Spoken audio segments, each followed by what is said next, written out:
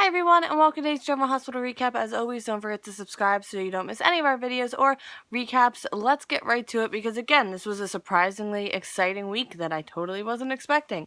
So, just as a preface, the episode, it is now the morning. So, a whole night has gone by. It's now the morning. So, everyone's starting fresh. And yes, I cut my bangs, so don't make fun of them. I did them myself. So, let's get right to it. At I know, they could be a little evener, but whatever. I'm not a professional. That's why you pay professionals to do it. So at Carly's, Carly thinks about her conversation with Sonny, and someone's at the door, and wouldn't you know, it's Sonny.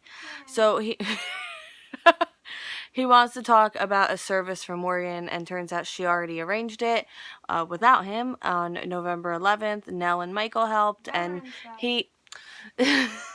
he wanted to be involved, and he won't be shut out, but he's hurt. He's not, like, angry when he's saying that. He's hurt. So she says that, you know, they have a little of a conversation, but basically the gist is, you know, he loves his money and his power and his business more than he loves his family, which is why this happened, and he's responsible, and he's the one who lost Morgan. And I was like, girl, like, he's already having a tough enough time. This is a little bit unnecessary, right?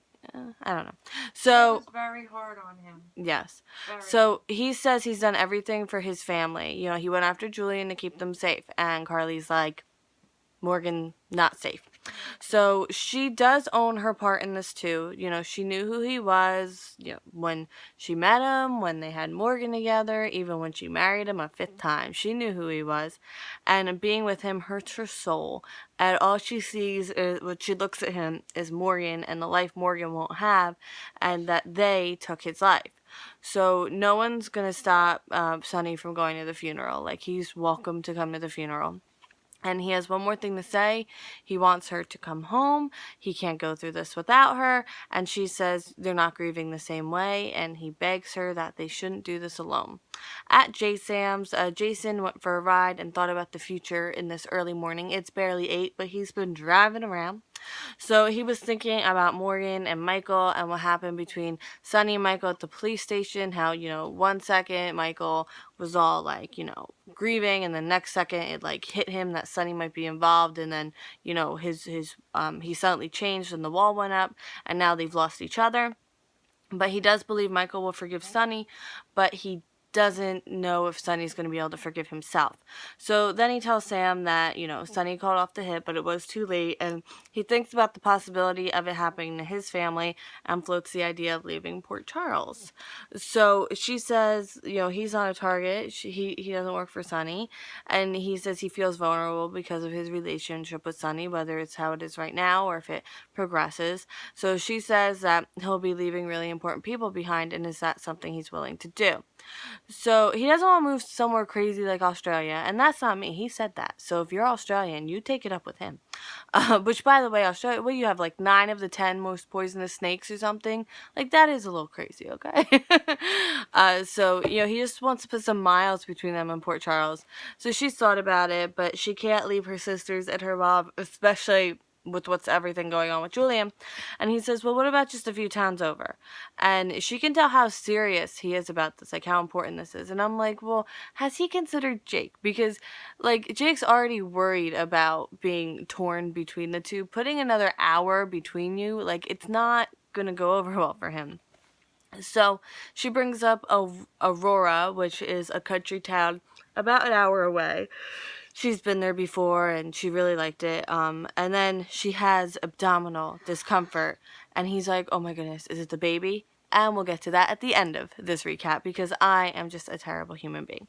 So at the Metro Court, Felicia, we see her Felicia, who is there, and we do not have to say goodbye to her. What?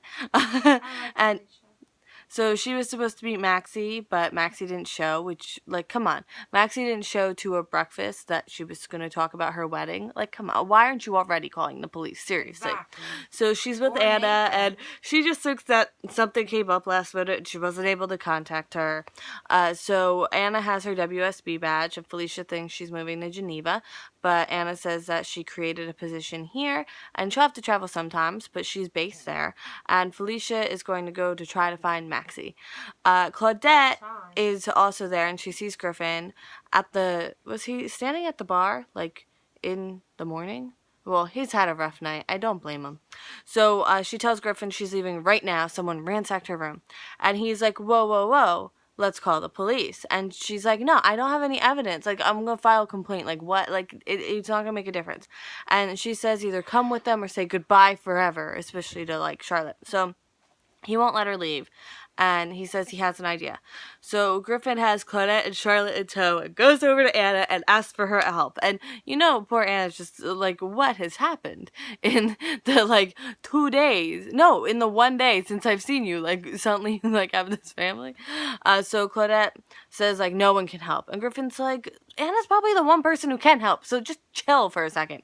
So Anna's very nice to Charlotte, and Griffin says that she's his daughter, and then Anna's like, oh, Duke's granddaughter, and it's just the whole thing. Find a way to bring Duke back, please.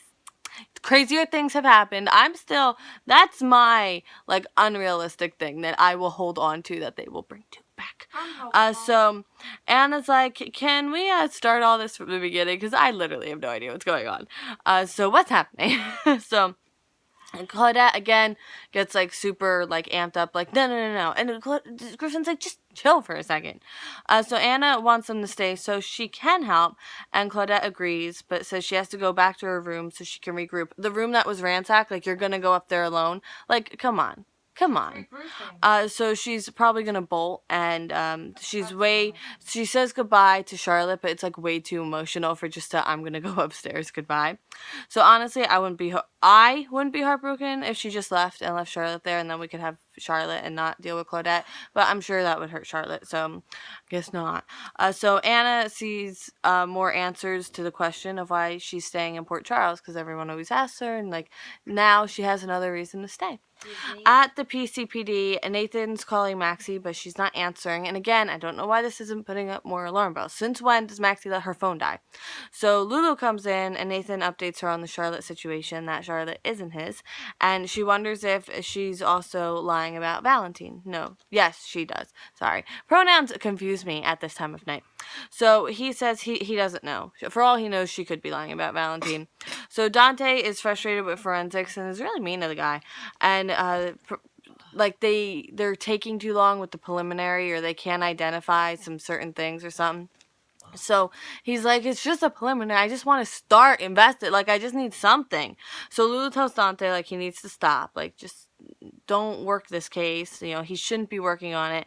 And he won't recuse himself, and he won't walk away. So he feels that he didn't do anything with Morgan. Like, they talked all summer about seeing a Yankee game, and he didn't even check the schedule. And I'm like, is this the same Yankee game that y'all were talking about when Morgan was a kid? Like, in 2009 or 2010, because you better have seen at least one. I think they did, actually. I think they did see at least one. Was it when Michael was in prison and Dante wanted to, like, brighten his spirits or something? There was something. They went to the Yankee game. So, where was I? See. Yankee game. So Jordan considers what Lulu said. She kind of heard what she was saying. And, she knows Dante. He's too close to this. And he sees that he's too close to this. But he wants to make sure it goes right. Like, that everything's being done the right way. And she says the reality is your father's most likely going to be implicated. And are you 100% sure you could arrest your father for the murder of your brother? Like, that's what you're looking at right now. Felicia comes in and asks Nathan if Maxi came home last night. And he's like, well, I was working, so I assumed she did. And she never showed up at breakfast. And then Dante gets a call. One of the dive teams found something, and Nathan doesn't know where Maxi was, but he has a good guess. At Claudette's room, Claudette is booking a trip to Calgary, one way, one seat. So, good job, Claudette. So, like, if Charlotte, she said that Valentine's after Charlotte to, like, get to her. So, does she think if she separates herself from Charlotte, she'll be safe, or Charlotte will be safe? Because those two things are very, very different, and I would judge her in very, very different ways.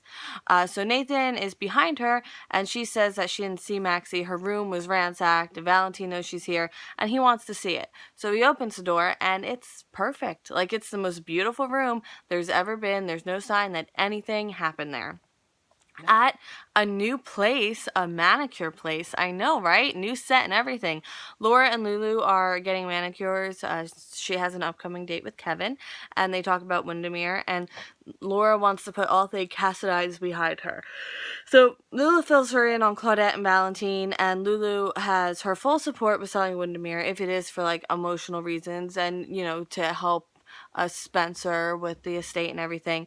But if it's to say goodbye to the Cassidines, like, she should probably rethink that, because nothing will ever make the Cassidines go away.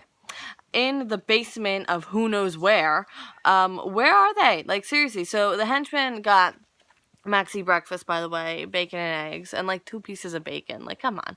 And she's like, no, I'm a vegetarian. And I'm like, really? Someone who eats at the Floating Rib every other day? So he wants to know where to find Claudette, and he says that she'll be rewarded if she cooperates. And then there's like kind of an odd exchange where she says something about, I don't know, but whatever it like boils down to, he's like, oh, so if I make you egg white omelet with you'll talk. And she's like, yeah, you know, maybe with goat cheese and some greens. And if he he goes upstairs, I go, if he really does this, I'm gonna jump into the ocean. Like, I'm going to the coast tomorrow, so I'm gonna jump into the ocean if this happens. So thankfully, so Maxi breaks free. She gets through the tape, and he made her toast. So thankfully, I don't have to jump into the ocean. And it's like some burnt toast. Like, I like my toast dark, but like that was bordering. Especially, it doesn't even look like it was buttered or anything. No. Like, who is this man? Barbaric. So she drops it on the floor, and she tries to escape, but he catches her. Like, he's this huge guy. Like, it just wasn't fair. So he tapes her up again, and she sees that he has a wedding ring on. So she tries that angle, that she has a daughter, and what if something had happened to his family with no explanation? Like, she doesn't want that to happen for, you know, working that angle. And now end scene. So turns out, regarding Sam, the baby is kicking. So there's no bad things happening. Thankfully, because they already have enough going on in this, you know, weekly finale. And, oh, by the way, I kind of hope they have a girl, because Jason already has 2 boys, and Sam has, I think it would be really cute to have a girl. So Sonny goes to kiss Carly, she leans in, but then someone knocks on the door, and it's Dante. He's coming from the crash site. The divers have found something. What is it? We don't find out. Laura asks Lulu to be careful with this Claudette thing, especially since Valentino is involved, and she asks if there could be a Helena connection. Anna gets info on Valentine, and like, I don't know, there seems to be, like, Griffin's like, do you know him? There seems to be, like, something happening. And I'm like, yeah, if she watches Supernatural, you stick Roman. And he was on the closer. Like, come on. So Nathan doesn't believe Claudette that the room was trashed, and then he finds Maxi's, like, bracelet or something. Like, something is Maxi's, and it seemed like almost like a clip bracelet or something. I don't know. And he's like, this is Maxi's. And the henchman decides that instead of shooting her, he'll just loosen the gas valve so she'll just go to sleep. And as he goes upstairs, she yells for help. I almost made it the whole thing without making him. Oh, goodness. And that's where we leave off. So there's so many questions that we're not going to get answered until Monday. So, help. So, that is it for today's General Hospital recap. And, character of the week, if you want to vote for something of the week. Did I ever announce for this week? I don't know. My brain just got fried, honestly. And also, I don't know if anyone here is a fan of The Walking Dead. How could you not be? Well, I wasn't until like 2 years ago, so like, I really can't judge. But anyway, it's coming back Sunday. Don't forget.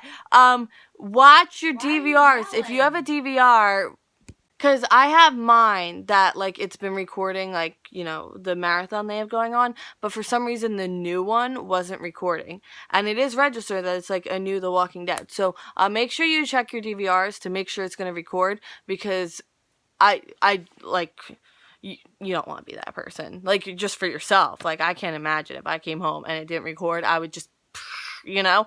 So make sure you check that, and I will see you Monday for more General Hospital, and I hope you have a great weekend. Oh, well, depending how Sunday goes, I'll probably be crying for another week. So enjoy, and yeah, I'll see you Monday, and then we can revel in devastation together. All right, bye.